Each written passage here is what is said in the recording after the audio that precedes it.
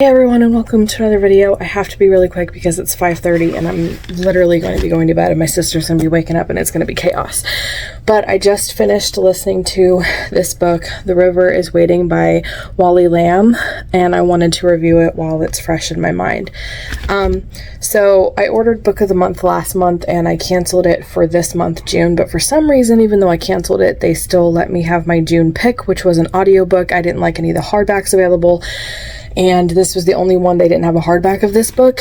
And so I've been listening to it off and on using this new phone and the phone I'm filming on. I would play this matching game, and it was actually like really relaxing to play the game and listen to the audiobook. So the whole story is about this man named Corby who he is having an addict problem, and he's drinking a little bit, and he's having marriage problems, and he basically accidentally runs over his child and kills his little boy and goes to prison. And it's about his struggles in prison and how he deals with all of the grief and the guilt and his family drama, his, marriage problems and dealing with prison. I found that Wally Lamb, the author, was extremely accurate based on what I know in my personal research and stuff of the prison system and how things have been dealt with there, and some of the positives, some of the negatives, some of the corrupt things. There was a good cast of characters that he meets, both like some of the prison workers and stuff, and other inmates and friends that he makes. So this did get really dark at times, and there was some corrupt guards that the main character Corby ends up clashing with. I found the struggle between Corby and his wife and their marriage really intense, and at times I could understand where she's coming from, but on the other hand, sometimes I felt like she was really harsh with him and I didn't like the way that she treated him. But I found that she was a really well-written character, and all of the characters were really realistic in the decisions that they made and the things that they did and how they interacted and everything else. Corby's struggles was really emotional, and I really fell in love with his character and everything that he went through. And when we got toward the end of the book, I thought it was going to be happy, and it's not. So warning, it is very much a tragedy, and it doesn't end happily, if that's what you're hoping for. It's very much an intense drama, and it kind of stays with you after the book's over because of the nature of how it ends. It does deal with some very heavy topics that I won't spoil for you, but there are some trigger warnings if you're interested. Before you read the book, please read the trigger warnings beforehand and just be aware of that. But I felt like these heavy topics were dealt with in very respectful ways, bringing awareness to things that happen like that in real life, specifically SA, especially when it comes to prison. And it was written in a way that was very respectful, and not bad or dirty or anything like that. So yeah, I really enjoyed this book. There were parts that got really long-winded and slow. He wanted a job at the library, and so there were times when he would go to the library and it wasn't even he would interact with people in the library, other inmates. The librarian he became really good friends with, and so I liked their dynamic. But there were other times that he would check out books from the library and it would kind of go on about what the book was about. And so the book was actually about this native tribe and their history, and I'm a huge fan of that kind of stuff, but it just didn't feel like it was in place because there was nothing happening in the narrative. So yeah, and like I said, I would listen to the audiobook and have this just sitting on my chest as I'm sitting on the couch, and I would be using my other phone to play this matching tiles game, and it has been the most relaxing to actually do that. And there are parts that got more intense where I would have to stop playing the matching game and pay more close attention, but at the same time, it's just been so relaxing and stuff.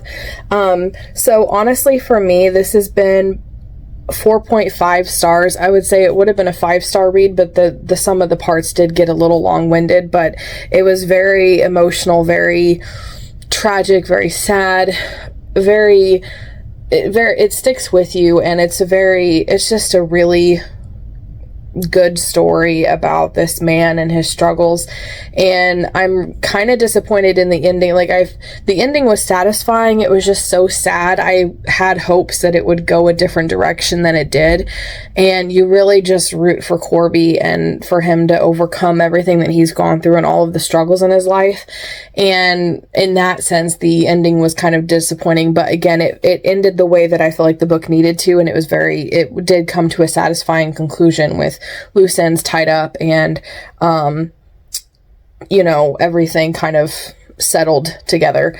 So, it's going to be a bit of a short review, but honestly, I can't really get into too much more detail without spoiling things. I really, really loved Corby's character, and I love his struggles, and I liked the friendships that he made. And I did find another complaint that I had with some of the themes in this was very like woke kind of ideology. So it was coming from like a more leftist kind of woke ideology, and I disagreed with a lot of that stuff. It wasn't brought out too much, but there were parts that it felt like it was kind of being hit over the head with, where it was a little too prominent. But in authors, obviously, every author has their own worldview and their own themes that they're trying to bring out. And I feel like part of the themes of this book, the author was trying to raise awareness about some of the politics that was included in this book, that come from a leftist standpoint, if that makes sense. And again, that's fine. It's just, I felt like it was a little too in your face, and it was like repetitive and repeatedly brought up. And those were some of the long-winded instances that got a little long-winded, that didn't have a whole lot of narration and narrative story or character story going on. I really liked Corby's, again, his relationship with his wife and the toxicity and the issues that they had and everything that happened there. I liked this relationship that Corby ended up developing with this kid that he kind of mentored for a little while. I liked his friendship with the librarian. I really liked the rivalry with the guards, and I hated the guards and the way that they treated him and some of the things that they did, leading up to the big explosive situation that I did kind of predict because of the trigger warnings. And then I kind of like, I knew that the rivalry with the guards was getting progressively worse, so I kind of guessed where it was going. But it was still really tragic and really horrible, and also really realistic in the sense of people who go through that, addicts, inmates, the struggle to try to stay clean, especially when things keep happening. Also marriages that struggle, and when you have one person who's holding on to a lot of pain and taking that out on the other spouse. I felt like the author handled that kind of toxic aspect in a relationship really well, while also coming at it from the other standpoint too, of why the other spouse is in that much pain, and also kind of acknowledging like the pain that they caused each other, and everything. So it was very much a drama, like very much a really kind of a slow drama. There's a few intense parts, but it's like, it's more focused on the drama that's going on, and it's not like petty drama. Like, this is really heavy, really real life, really sometimes dark stuff. And I still really enjoyed the book, and it's going to be one of those that does stick with me just because of the nature of the heavy topics that are addressed, and like what happens to Corby's character throughout the course of the book, and then the way the book ended. So I would say it's very haunting in that sense, emotionally haunting, and it's very heavy. And this month obviously was a heavy month for me and my family, my in-laws and stuff. So it was like kind of coincidental timing, if you will. But yeah, so overall 4.5 stars is what I'm going to rate it, just because some of the long-winded stuff and then the woke ideologies that I disagreed with. But it's a really well-written book, and I really respect the author because they did, he or she, I think it's a he, but did a lot of research about the correctional system and how that all works and everything. And it was really fascinating to read about the ins and outs of what that's like. It felt like, I can't remember the genre, but it's like slice of life where it's like a book, a type of book genre that's focused on real life and the nitty-gritty of like day-to-day life, and a lot of people find that boring. Imagine a slice of life but like in prison, so it's like the nitty-gritty day-to-day life of being an inmate in a correctional facility that is actually kind of corrupt, and the ins and outs of the correctional system and what that's like.